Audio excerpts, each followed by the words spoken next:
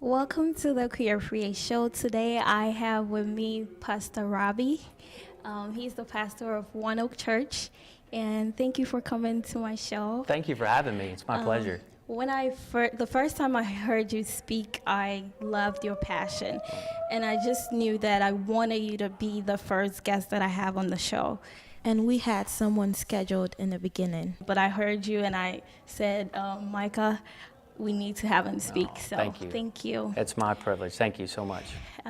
Okay, so we started off with helping. The topic we started was getting out of your comfort zone. Yeah. Because we're trying to start new things. A lot of us young people feel stuck, don't know what we're trying to do.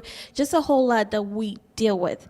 And so we started our series with just getting out of our comfort zone and learning how to let go of some things that are not positive in our lives. Right. So, how do you, or if somebody's stuck in their ways, how do they let it go? How do we start fresh? Sometimes we just don't know how to get out. Yeah. So, I would say, great question, by the way. And for anyone listening, life moves at the speed of relationships. And so I would look at the relationships in your life. And if you're stuck, assess your relationships. If you're the smartest person in the group, you need a new group. You need to find a group that's going to challenge you, that's going to push you, that's going to take you places beyond where you are. We get stuck because we get in a ritual, a rut, and a routine, and therefore we become stuck. Yeah. So I'd look at your relationships, find some people around you who are doing bigger and better things than you are, hitch your trailer to them, and see where you go. So how do we find these people? Where do we go to find these people? And you said if you're the intelligent one in your group, you need to find other people. What if the people that you have in your life are, let's say, family? They're negative, but they're family, or they're people that you can't necessarily get away from. How do you get out without letting them feel, or without losing them totally? Yeah, you can't pick your family, but you can pick your friends. Yeah. You can pick those that are around you. And so whether it's in your career, whether it's in your education, or for what I do, it's in the community of church. And finding people that are passionate about maybe things that you're passionate about. What are you missing in your life? What are you looking for? If you're looking for leadership, go find a leader. If you're looking for someone who's outgoing and someone who has a business, someone who's an entrepreneur, if that's what you're looking for in your life, go find that person. Yeah. There's many areas in communities that you can find that. I've built some of the greatest relationships that I have now just in a coffee shop, just going to talk to a business owner, just introducing myself, just finding about more information about somebody.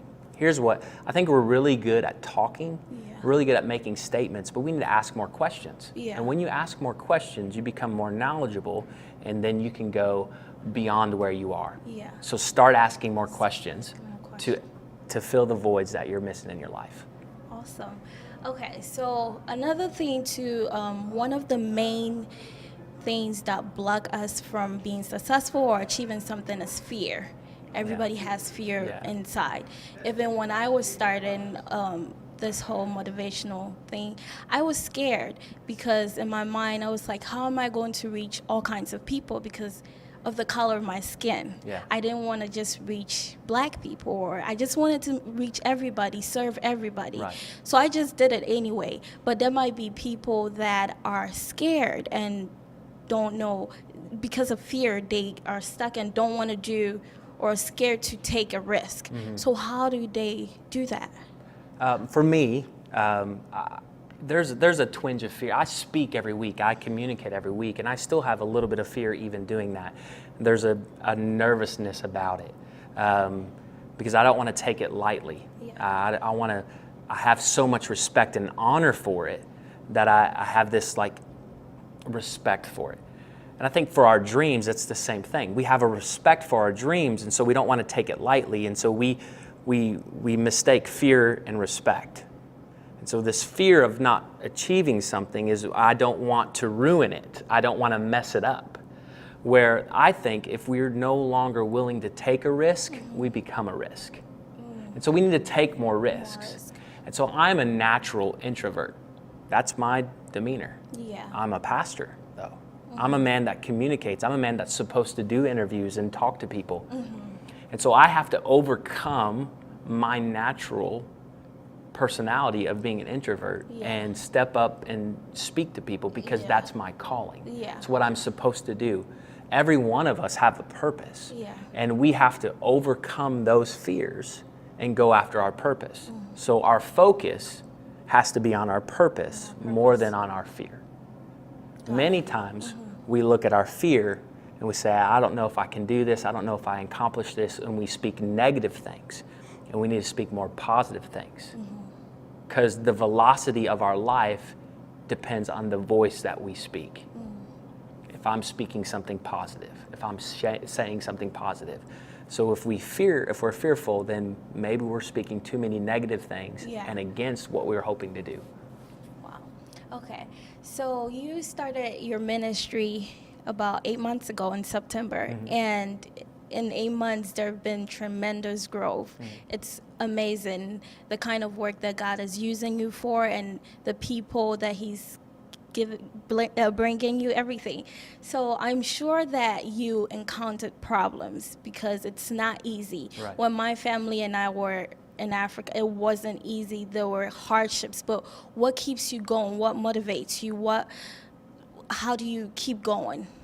I think the same thing that would motivate any of our police officers or firemen who would enter into a situation that most people are fleeing from, where firemen are going into a building where people are running from. And that's the same thing for me, is that I know that what I'm doing is life-giving and life-changing. And so I've had to overcome a lot and push past a lot and go into places where most people would run away from because the gospel message is the most important message. And it's the most important calling. And it just happens to be what I get to do.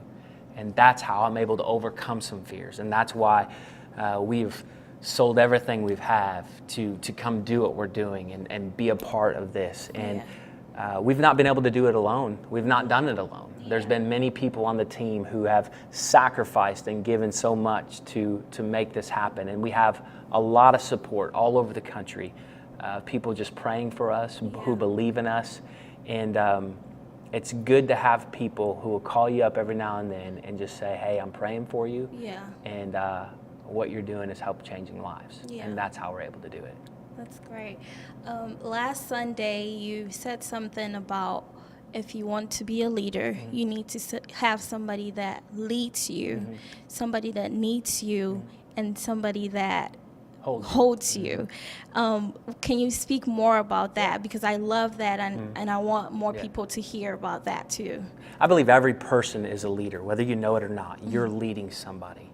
And we need to be intentional about it. And the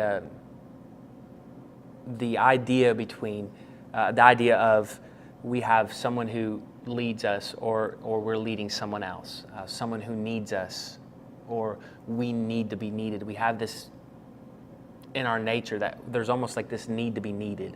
I'm a father, I'm a husband, I'm a pastor, and I have a need to be needed. I want my kids to need me. I want my wife to need me. And then someone to hold you. And so the idea is that always have someone in your life that's leading you.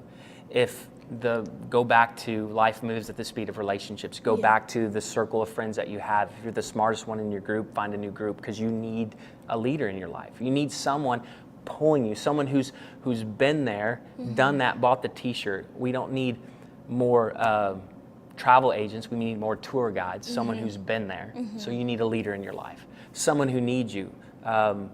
We need to serve others. We need to do something for someone else, and not just family, not just your spouse, not just your children, but someone else. Yeah. What can you do for someone else? How can you serve someone else?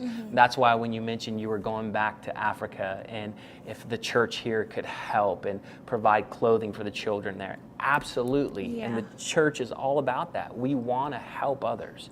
And that's what the church should be about. And that's what individuals should be about. And so that's that need. And then someone just to hold you. Yeah. That's that friend. Someone on the same level of life you're in. You're not looking to them for leadership, and you're not trying to lead them, but you're just friends. Yeah. Someone that when you go through a tough time, they're there to hold you. And someone that when you're going through a great time, they're there to celebrate. Because I believe if you can have those two things discovered in your life, someone to celebrate you and someone to pray with you. We say the hurt and the heart. You know, the hurt of somebody, what can I pray with you about? And the heart of somebody is, what can I celebrate? We all want that. That's why social media is popular. We all want to be celebrated. Yeah.